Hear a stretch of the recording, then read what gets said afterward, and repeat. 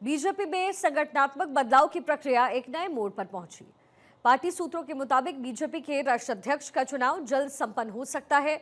इसके लिए जरूरी चुनावी प्रक्रिया जल्द शुरू होने की संभावना है। लोकसभा चुनाव 2024 के नतीजों के बाद अब पार्टी संगठन के पुनर्गठन की कवायद तेज होती दिख रही है। वर्तमान में जेपी नड्डा पार्टी के राष्ट्रीय अध्यक्ष हैं, जिनका कार्यकाल पहले ही बढ़ाया जा चुका है। जेपी नड्डा जनवरी 2020 में अध्यक्ष बने और 2023 में उनका कार्यकाल लोकसभा चुनाव तक के लिए बढ़ाया गया। अब जबकि आम चुनाव संपन्न हो चुके हैं, पार्टी नेतृत्व में संभावित बदलाव को लेकर के राजनीतिक हलकों में चर्चा तेज है।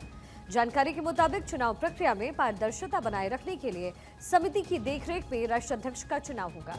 हालांकि अभी ये स्पष्ट नहीं है कि नड्डा फिर से उम्मीदवार होंगे या कोई नया चेहरा सामने आएगा। विशेषज्ञों का मानना है कि नए अध्यक्ष पार्टी के आगामी मिशन, विशेष रूप से 2026 के राज्य विधानसभा चुनाव और 2029 के आम चुनाव की रणनीति तैयार करने में महत्वपूर्ण भूमिका निभाएगा। ऐसे में ये चुनाव महज एक औपचारिकता न होकर के पार्टी की भविष्य की दिशा तय करने वाला कदम माना जा रहा है।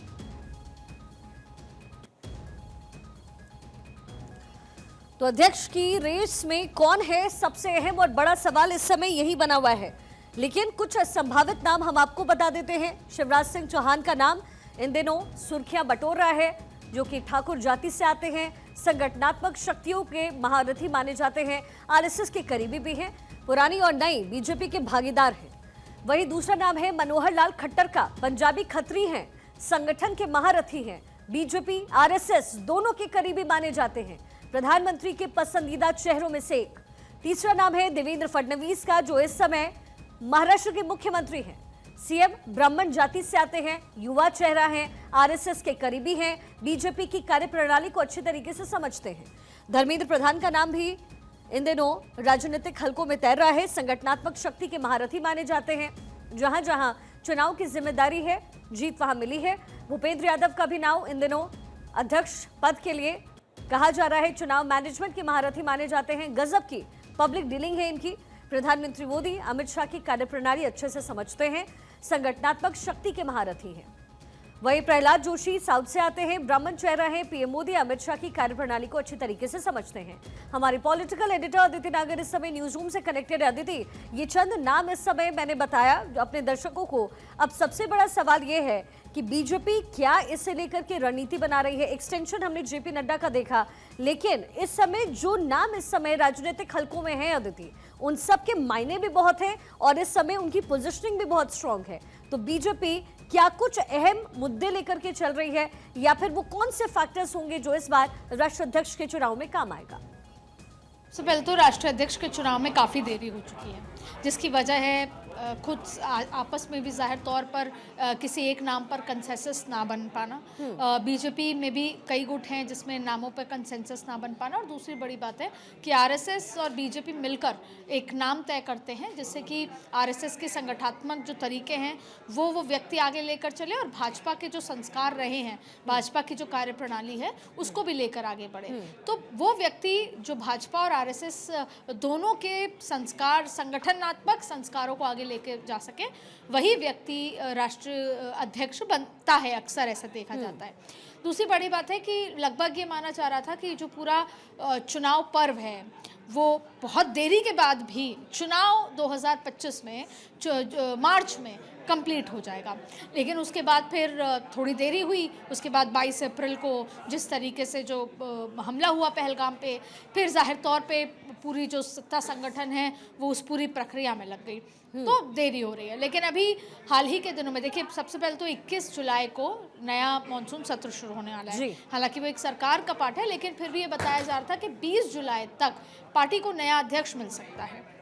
ऐसे में आपने कई नाम पढ़े, जिसमें मनोहर लाल खट्टर, शिवराज सिंह चौहान, साथ में अभी महाराष्ट्र के सीएम देवेंद्र फडणवीस की बात कर लें, कभी कभी राजनाथ सिंह और नितिन गडकरी का नाम भी इसमें आता है, और इसके साथ साथ कभी कोई महिला नाम की भी चर्चा होती है, कभी महाराष्ट्र साउथ से जो हैं उनका नाम भी आता है।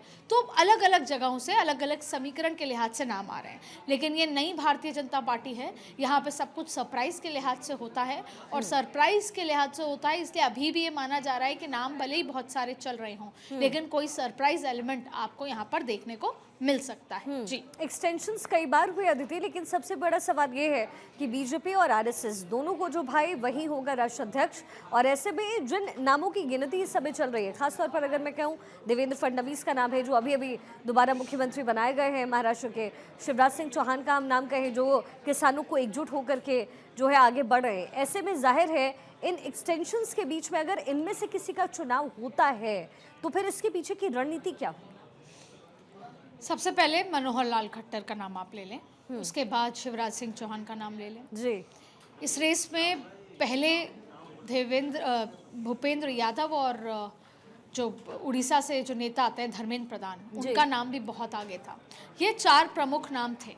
फिर धीरे धीरे देवेंद्र फडणवीस, जो कि महाराष्ट्र चुनाव से पहले भी उनका नाम इस लिस्ट में था, और इसके साथ साथ तमाम नाम है। तो अभी अगर आप ऐसी बात करें तो देखिए मनोहर लाल खट्टर, मैं आपको एक बहुत महत्वपूर्ण बात बताऊं कि प्रधानमंत्री नरेंद्र मोदी के अगर कोई 2 फेवरेट मुख्यमंत्री रहे हैं तो वो थे मनोहर लाल खट्टर और रघुवर दास, जो झारखंड के मुख्यमंत्री थे। जी जी, अक्सर कई बार उनकी कार्यप्रणाली की तारीफ ऑन रिकॉर्ड ऑफ रिकॉर्ड प्रधानमंत्री कर चुके हैं। मनोहर लाल खट्टर के साथ उनका पुराना बहुत लंबा कार्य का वो भी रहा है, जब वो संगठन हिमाचल और अलग अलग जगह थे तब साथ में उन्होंने मनोहर लाल खट्टर के साथ काम किया प्रधानमंत्री मोदी ने, उनको उनकी शक्तियां पता है। तो कहीं ना कहीं ये बताया जा रहा है कि प्रधानमंत्री नरेंद्र मोदी मनोहर लाल खट्टर की तरफ जाहिर तौर पे बीजेपी का झुकाव है। तो और मनोहर लाल खट्टर के साथ अगर कोई सिर्फ एक नेगेटिव पॉइंट है तो वो है उनकी उम्र, क्योंकि अगर आप पहले देखें जेपी नड्डा, तो वो उनकी उम्र प्रवास के लिए तमाम तरीके की, बीजेपी एट लेंथ काम करती है, बीजेपी के लिए कोई 9 से 5 की शिफ्ट नहीं होती है, वो 24-24 घंटे कई बार काम करते हैं, लगातार साल भर का प्रवास रहता है। तो जेपी नड्डा का जिक्र कर लें, उससे पहले अमित शाह का जिक्र कर लें, उससे पहले राजनाथ सिंह का जिक्र कर लें, उससे पहले नितिन गडकरी, सब जब राष्ट्रीय अध्यक्ष बने तो उनकी उम्र ऐसी थी जिसमें वो प्रवास में भाग दौड़ कर सकते थे। लेकिन मनोहर लाल खट्टर 75 साल के हैं, तो एक बड़ा सवाल केवल उनके प्रवास से रिलेटेड कि क्या वो इतना एक्सटेंसिव प्रवास, क्योंकि उन्हीं की फिर अध्यक्षता में आने वाले 10 महीने के चुनाव भी होंगे, और ना सिर्फ 10 महीने के, 2029 का लोकसभा का चुनाव भी फिर उसी व्यक्ति के अध्यक्षता में होगा।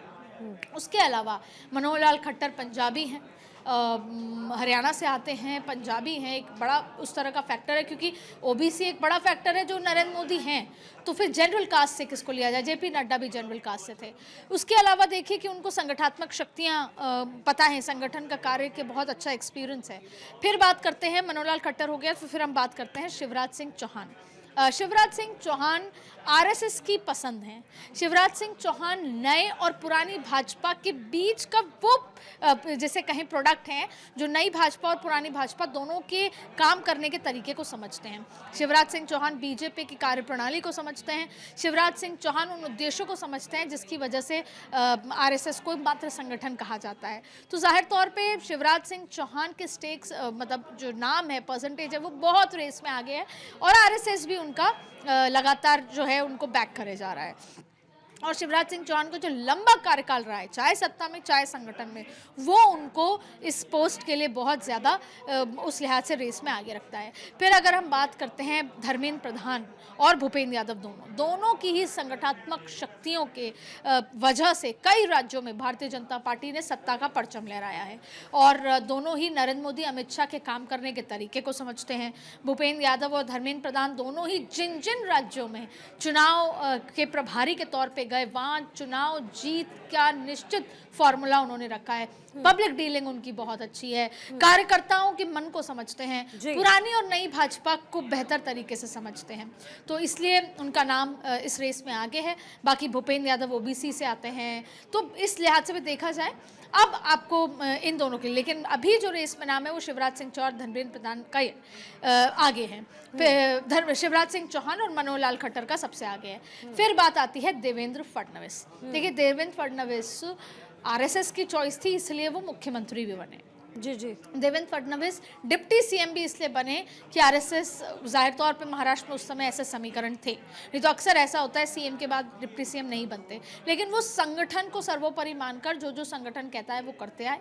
ब्राह्मण चेहरा हैं, युवा भी हैं, और लंबे रेस के घोड़े खुद को मानते हैं, तो जाहिर तौर पे कहीं ना कहीं से उनका नाम इस लिहाज से निकल कर आ जाता है। नितिन गडकरी भी आरएसएस की पसंद हैं, पहले राष्ट्रीय अध्यक्ष रह चुके हैं, तो ये तमाम फहरिस्त है। अब बात आती है कि जिस लिहाज से महिला का जिक्र होता है, हालांकि देखिए दिल्ली में महिला मुख्यमंत्री बना दी गई, इसके अलावा भी महिला राष्ट्रपति भी हैं, लेकिन कई बार ये बात सोर्सेज के लिहाज से, एनालिसिस के लिहाज से निकल कर आती है कि भारतीय जनता पार्टी उस देश की आधी आबादी का जैसे हक की बात करती हैं, भागीदारी का जिक्र होता है राजनीति में, तो कहीं ना कहीं कोई नया सरप्राइज एलिमेंट निकल कर आ सकता है। तो इस तरह से तमाम बात है। फिर हम साउथ का जिक्र करते हैं, तो आप देखिए प्रहलाद जोशी का भी नाम इसलिए एक डार्क हॉर्स की तरह हो सकता है क्योंकि प्रहलाद जोशी साउथ के हैं, ब्राह्मण हैं, और दूसरी बड़ी बात है कि कहीं ना कहीं जो साउथ इंडिया पर 2029 में जिस तरीके से भारतीय जनता पार्टी अभी एक्सटेंसिव काम कर रही है, उस लिहाज से बहुत इंपॉर्टेंट हो जाता है कि प्रहलाद जोशी को अगर बनाया जाता है तो एक ब्राह्मणों को बड़ा मैसेज और उससे बड़ा मैसेज दक्षिण भारत में हो जाएगा, क्योंकि बहुत सारे संगठन के अलग अलग पद हैं जो नॉर्थ के भी हैं, लेकिन उस लिहाज से जो संगठन राष्ट्रीय संगठन महासचिव हैं BL संतोष, वो भी साउथ से आते हैं, तो वो कहीं ना कहीं दोनों बड़ी पोस्ट संगठन की साउथ में भी नहीं जा सकती, तो ये परम्यूटेशन कॉम्बिनेशन है। तो इस लिहाज से देखा जाए तो ये तमाम वो नाम हैं जो रेस में सबसे आगे हैं। लेकिन अंत में एक बात कहूंगी कि ये भारतीय जनता पार्टी है, यहाँ सरप्राइज एलिमेंट बहुत होता है, तो हो सकता है हम तमाम उन लोगों की बात कर रहे हैं, लेकिन कोई एक नया चेहरा, जैसे कि रेखा गुप्ता निकल आई थी, एक नया चेहरा राष्ट्रीय अध्यक्ष की रेस में भी कोई नया चेहरा निकल आए।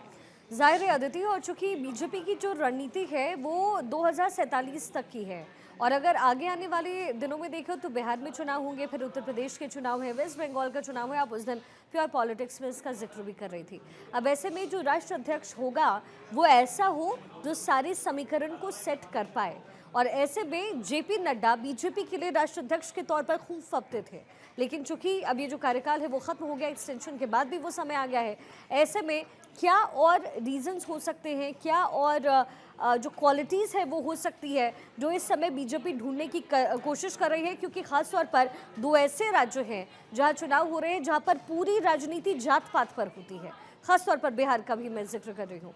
ऐसे में राष्ट्राध्यक्ष का तुरंत बनना, रणनीति तय करना और बिहार को फतेह करना, इसमें क्या वो क्वालिटीज़ होंगी जो इस समय राष्ट्राध्यक्ष में ढूंढा जा रहा है? जेपी नड्डा वो व्यक्ति हैं जिन्होंने अपनी मेहनत कह लें, अपने जिसे बोलते हैं एक साधारण व्यक्तित्व, जिसे बोलते हैं कि राष्ट्राध्यक्ष होने के बाद भी वो सबसे एक कार्यकर्ता की तरह मिलते थे, तो उनका वो व्यक्तित्व की वजह से और एक लक फैक्टर भी उनके साथ था कि उन्होंने, अगर यूँ कहें कि अपने पूरे कार्यकाल में 100% में से उन्होंने 80% से ज़्यादा चुनाव में जीत दर्ज कराई है, तो एक लकी फैक्टर उनके लिहाज से जोड़ा जा सकता है, और यही वजह थी कि बीच में चर्चा थी कि जेपी नड्डा को ही एक्सटेंशन मिल जाए।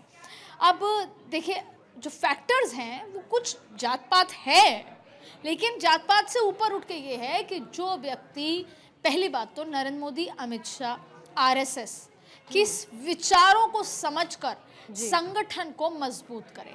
आज भारतीय जनता पार्टी जहां है वो वहां इसलिए है क्योंकि उसका संगठन मजबूत है, इसीलिए तो संगठन की मजबूती।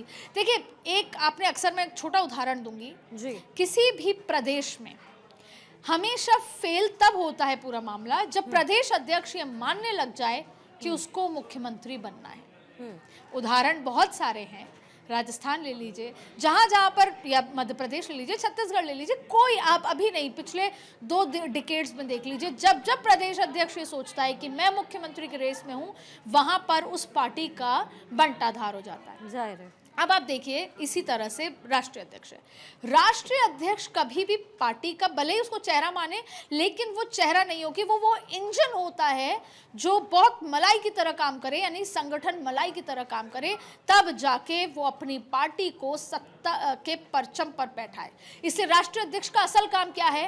भाग दौड़ करके प्रदेशों में जाकर संगठन को बूथ स्तर पे मजबूत करना, यही असली टैगलाइन है भारतीय जनता पार्टी के लिए। जेपी नड्डा ने हमेशा, या अमित शाह ने तो वो काम किया था जो आज तक भूतो न भविष्यति है। लक्षद्वीप में 6 लोगों के साथ पूरा संगठन खड़ा करना, असम में सरकार लेकर आना, उत्तर प्रदेश में जो इम्पॉसिबल था वहां पर सरकार लेकर आना, और शायद वो उत्तर प्रदेश की सरकार के बाद ही इस तरीके से हुजूम हुआ। तो आज भी अमित शाह जब राष्ट्रीय अध्यक्ष के पद से हटे तो ये कहते थे कि असल में भारतीय जनता पार्टी परचम पर तब पहुंचेगी जिस दिन वो दक्षिण में कई राज्यों में सरकार बना सके, दक्षिण में संगठन मजबूत हो सके। तो राष्ट्रीय अध्यक्ष में भले ही जाति परम्यूटेशन कॉम्बिनेशन हो, लेकिन बीजेपी और आरएसएस के लिए राष्ट्रीय अध्यक्ष का मतलब है जिसकी संगठनात्मक शक्तियां इतनी हों कि वो संगठन को और मजबूत कर सके, बीजेपी के परिवार को बढ़ा सके, और चुनाव के दौरान हर बूथ स्तर पर जो है बेहद मेहनती और कर्मठ कार्यकर्ता हों। वही व्यक्ति जो पर्दे के पीछे रहकर, जो भारतीय जनता पार्टी, यूं कहें कि जो वो रथ होता है, विजय रथ, उसके पीछे के जो टायर कह लें, घोड़े कह लें, उस लिहाज से जो काम करे, वो व्यक्ति होता है राष्ट्रीय अध्यक्ष। तो पहला तो फॉर्मूला यही है कि जो संगठन को बेहतर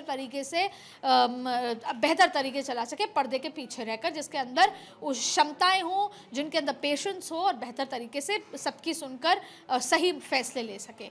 लेकिन अब बात होती है जाति पाति की। अक्सर हम ओबीसी, एससी, ब्राह्मण, जेपी नड्डा को भी अक्सर उस खांचे में देखा गया कि वो ब्राह्मण चेहरे हैं, उत्तर के ब्राह्मण चेहरे हैं, उस लिहाज से देखा गया था। लेकिन अमित शाह के साथ कभी ऐसा नहीं हुआ। अमित शाह के साथ हमेशा उनकी संगठनात्मक शक्तियों को देखकर जोड़ा गया। तो भारतीय जनता पार्टी से आज भी आप ऑफ रिकॉर्ड बात करेंगे बड़े नेताओं से, तो वो यही कहेंगे कि हमारे पास सबसे बड़ा चेहरा है नरेंद्र मोदी। नरेंद्र मोदी के चेहरे पर हम वोट मांगते हैं। हमें तो चाहिए ऐसा व्यक्ति जो नरेंद्र मोदी के साथ ताल से ताल मिलाकर संगठन को मजबूत कर सके। लेकिन फिर भी बार बार ये बात होती है कि क्योंकि भारतीय जनता पार्टी ब्राह्मणों की पार्टी अक्सर कही जाती है, और जेपी नड्डा ब्राह्मण थे, तो हो सकता है कोई ब्राह्मण लेके आया जाए क्योंकि ओबीसी चेहरा ऑलरेडी है। लेकिन अब क्योंकि बिहार, उत्तर प्रदेश, ये वो राज्य है जहाँ पे एससी और महिला फैक्टर बहुत इंपॉर्टेंट है, इसलिए कई बार ये भी कहा जाता है कि बंगारू दत्तात्रेय पहले दलित राष्ट्रीय अध्यक्ष बनाए गए थे। हालांकि समय से पहले उनको हटा दिया गया था किसी कारण से, लेकिन कोई दलित चेहरा भी आ सकता है। तो जैसे कि आदिवासी राष्ट्रपति बनाए गए, तो ये भी कई चीज़ें हैं। लेकिन फिलहाल जब अगर कोई जिसको भी बनाया जाएगा उसको जाति से ऊपर उठ के सोचा जा रहा है, क्योंकि भारतीय जनता पार्टी को अब ब्राह्मण और बणिए की राजनीति से ऊपर उठ के अपने आप को उस तरीके से रखना है कि वो एससी, दलित, ओबीसी, महिला सभी के हितकारक हैं। तो ऐसे में अब ये देखना होगा कि वो किस तरीके से फॉर्मूला बैठे। हाँ, ये हो सकता है कि उत्तर से या दक्षिण से, महिला या पुरुष। और क्योंकि जेपी नड्डा ब्राह्मण है, और ब्राह्मण देखिए अगर हम इस लिहाज से देखें तो लोकसभा स्पीकर बणिए हैं, खुद नरेंद्र मोदी ओबीसी, भले ही वो ओबीसी से बहुत बड़ा व्यक्तित्व है, लेकिन ओबीसी लिहाज से देखा जाए, राजनाथ सिंह एक बड़े पद पर हैं, वो तो जाति के लिहाज से देखा जाए तो ब्राह्मण सबसे ज़्यादा अभी फिट बैठते हैं। लेकिन ये देखना होगा कि जो नरेंद्र मोदी, अमित शाह और आरएसएस तीनों की मंशा को अच्छे से समझ के आगे बढ़ सके, वही असली कैंडिडेचर बीजेपी का होने वाला है। अच्छा अदिति, एक बड़ा अच्छा जिक्र आपने चुनाव के समय में किया था जब लोकसभा का चुनाव भी चल रहा था, और आपने कहा कि जो आखिर में, यानी जो आखिरी दिन चुनाव प्रचार का होता है, उसका जो इम्पैक्ट होता है वही चुनाव पर असर लेकर आता है। अब ऐसे में अब जब राष्ट्राध्यक्ष की चर्चा हो रही है, और चूंकि बिहार का चुनाव बिल्कुल सर पर है, 2 महीने बाद जो है लगभग जो तारीखों का ऐलान हो जाएगा, नवंबर के आसपास चुनाव हो जाएंगे। ऐसे में इस समय किसी भी राष्ट्राध्यक्ष का चुनना किस जाति से है, आपको नहीं लगता इसका सीधा इम्पैक्ट बिहार पर पड़ेगा? बिल्कुल पड़ेगा, और इसकी चर्चा भी होगी। और उस लिहाज से फिर ओबीसी तो खुद नरेंद्र मोदी हुए, यानी कि कोई पिछड़ा और एससी वर्ग से कोई व्यक्ति होना चाहिए। लेकिन आपने देखा होगा कि भारतीय जनता पार्टी हर राज्य में, जैसे कि राजस्थान में बात करें तो मुख्यमंत्री ब्राह्मण हैं, फिर जो दोनों डिप्टी सीएम हैं वो एक एससी वर्ग से है तो एक राजपूत वर्ग से। सोशल इंजीनियरिंग का ध्यान पूरा रखती है। पर ये बात सही है कि उत्तर प्रदेश के चुनाव, बिहार के चुनाव, बंगाल के चुनाव, अगले 10 महीने में 5 राज्य और 1 यूनियन टेरिटरी का चुनाव है। तो जिस भी जाति के होंगे वो एक बड़ी मैसेजिंग होगी। क्यों?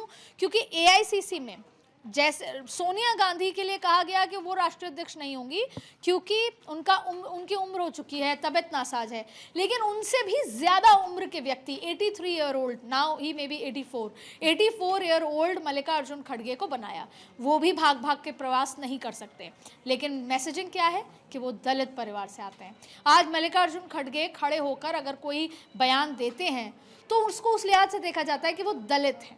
एक दलित व्यक्ति को यहाँ तक कांग्रेस ने पहुंचाया, एक दलित व्यक्ति कोई एक बयान दे रहा है, उस लिहाज से तो जाहिर तौर पे हम माने या ना माने, हमें ये समझना होगा कि जो भी व्यक्ति उस पर आएगा उसकी जाति पर चर्चा होगी, और अगर वो इस तरह से जाति समीकरण सोशल इंजीनियरिंग फिट बैठता है तो उसका सीधा सीधा इम्पैक्ट बिहार पे जाएगा, क्योंकि बिहार का असल मुद्दा था जातीय जनगणना जो बीजेपी ने ले लिया है, पर उसमें अगर किसी एससी वर्ग से वो बनाया जाता है, ओबीसी वर्ग से बनाया जाता है तो उसका सीधा इम्पैक्ट आएगा। लेकिन हमें ये नहीं भूलना चाहिए कि बिहार में, और आप बेहतर तरीके से जानती हैं कि जनरल कास्ट है, ठाकुर है, या यूं कहें कि ब्राह्मण है, वो भी बहुत बड़ी संख्या में है। और आज भी एक ब्राह्मण बढ़िया वो वोट बैंक है जो कितना ही कुछ भी हो जाए बीजेपी से नहीं झटक सकता। तो बीजेपी को बैक ऑफ द माइंड ये पता है कि हमें एक बड़ी मैसेजिंग ये दे के रखनी है कि सोशल इंजीनियरिंग के लिहाज से ब्राह्मण बढ़िया हमारा एक मोस्ट इंपॉर्टेंट फैक्टर है। तो उस लिहाज से भी हो सकता है, पर ये देखना होगा कि अभी एक ऐसा व्यक्ति जो सोशल इंजीनियरिंग प्लस संगठनात्मक शक्तियों का गुणी हो, वो व्यक्ति यहाँ पर फिट हो, क्योंकि ये बात बिहार या बंगाल चुनाव की नहीं है, ये 2029 के लोकसभा चुनाव की भी है। जाहिर सी बात है, और जो समन्वय है वो बीजेपी और आरएसएस के बीच में जो व्यक्ति बना सके और इसके साथ ही पूरे देश में बना सके, संगठनात्मक तौर पर एक दूसरे को जोड़ सके, बीजेपी इस समय ऐसे राष्ट्रीय अध्यक्ष की तलाश में है।